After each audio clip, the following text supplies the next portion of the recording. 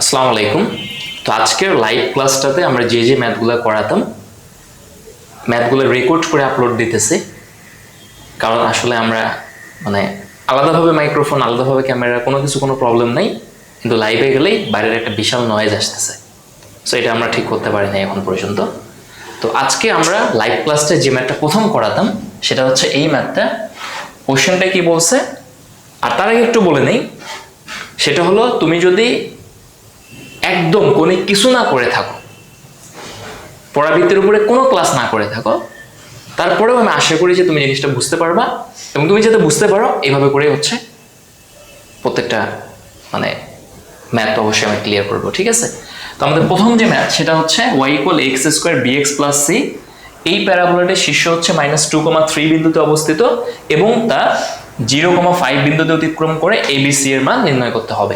ওকে, আচ্ছা, এখন আমরা একদম শুরুর দিকে বলছিলাম, বা আগে যদি নাও শুনে থাকো এটা মনে রাখো যে পরাবৃত্তের যে কটা সমীকরণ আছে আমরা এইভাবে করে লিখি যে y² = 4ax। পুরো বোর্ড তো ক্লিয়ার না এই পর্যন্ত?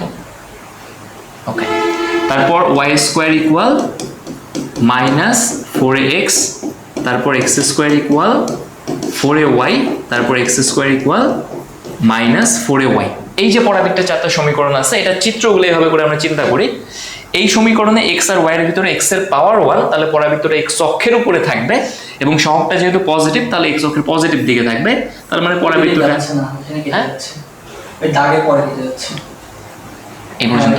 ওকে, তাহলে এইটার যদি আমরা আগে এটা চিত্রটা হচ্ছে এরকম, তারপর এটা চিত্রটা ছিল হচ্ছে এই দিকে, এটা চিত্রটা x আর y এর ভিতরে দেখো কার পাওয়ার 1, y এর পাওয়ার 1, পরাবৃত্ত y অক্ষের উপরে এবং y অক্ষের উপরের দিকে। আর পরেরটার জন্য x আর y এর ভিতরে y এর পাওয়ারটা হচ্ছে 1 এবং সহগটা নেগেটিভ, তার মানে y অক্ষের নিচের দিকে। এই হচ্ছে মোটামুটি চার ধরনের পরাবৃত্ত। তো এখানে আমাদের যে কোশ্চেনটা দিছে এখানে কি বলছে দেখো, y=ax² bx + c। এখন এইখানে এই যে পরাবৃত্তটা x আর y এর ভিতরে কার পাওয়ার 1, y এর পাওয়ার 1, তার মানে পরাবৃত্তটা y অক্ষের উপরে। এরপরে গিয়ে দেখো কত শীর্ষ, -2,3। এখন এই যে প্রত্যেকটা পরাবৃত্ত ছিল এটা শীর্ষ, কিন্তু এটারও শীর্ষ 0 0, সবগুলোরই কিন্তু 0 0 শীর্ষ ছিল, ঠিক আছে? 0 0 ছিল আর কি শীর্ষ। তো আমাদের বলছে শীর্ষ হচ্ছে -2,3। তাহলে 0,0 থাকলে এই জিনিসটা কিন্তু ভিতরে এরকম আছে যে আমরা যদি ভিতরে চিন্তা করি, এর ভিতরটা কিন্তু এরকম যে y-0² 4a × x - 0। মানে যদিও y² = 4ax, বাট তার ব্যাকগ্রাউন্ডে এভাবে চিন্তা করা যায় y-0² 4a × x - 0। তাহলে এটা দেখো তোমার শীর্ষ কত, -2,3, এবং যেহেতু y এর পাওয়ার 1 তাহলে পরাবৃত্তটা আছে হচ্ছে y অক্ষের উপরে। যেহেতু y অক্ষের উপরে, তাহলে আমরা সমীকরণ কোনটা ধরে নেব, x² = 4ay ধরতেছি আমরা। এখন x² = 4ay ধরবো, তাহলে আমরা এভাবে করে বলি যে y অক্ষের উপরে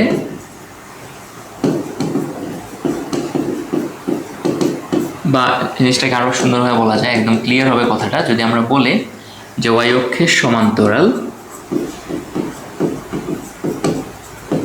এবং কত বিন্দুগামী, -2,3 বিন্দুগামী, -2,3 বিন্দুগামী পরাবৃত্তের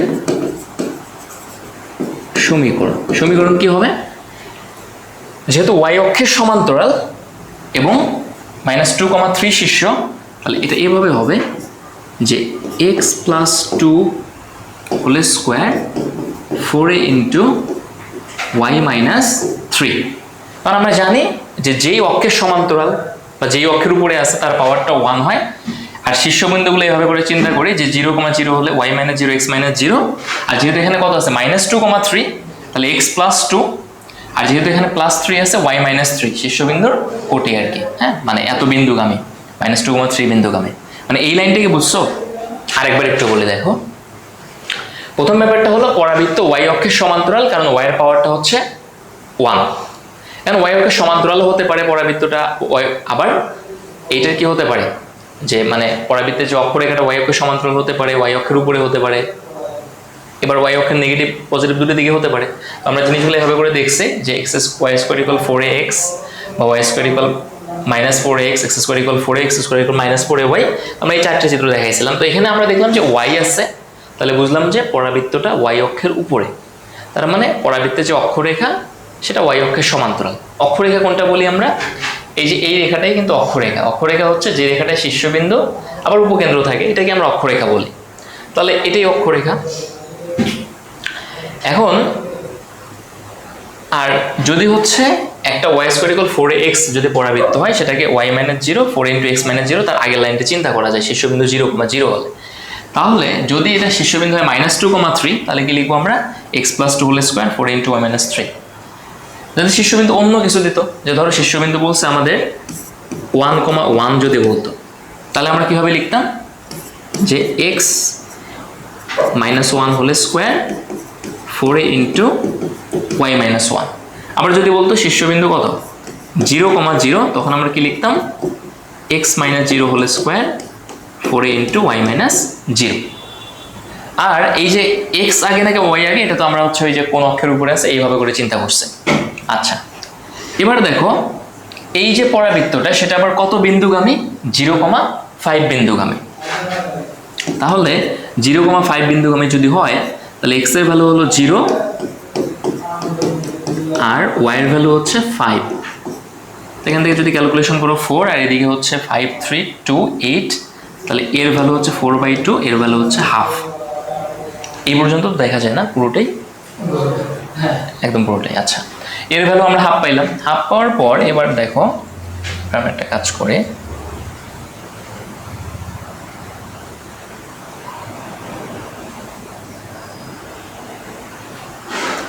এর মানটা আমরা একদম যে সমীকরণটা বানাইছি এখানে বসাই দিই। সমীকরণটাই যদি আমরা এখানে বসাই দেই, এর মানটা বসাই দেব, তাহলে এটা কি দাঁড়াচ্ছে দেখো যে x plus 2 whole square 4 into half into কত y মাইনাস 3। তাহলে কত হবে x square plus 4x plus 4, কাটাকাটি করলে 2y মাইনাস 6। তাহলে যেটা হবে x square plus 4x plus 10 equal 2y, বা y ইকুয়াল যদি 2 দিয়ে সব কিছুকে ভাগ করে দেই half x square 2x plus কত 5y। এবার এইটাই তো পরাবৃত্তের সমীকরণ, তাই না? 5y না 5, এটা 10y না, এখানে একটু আচ্ছা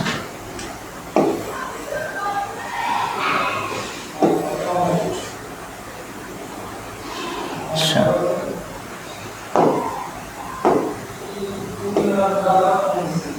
এখানে জাস্ট থাকবে 10।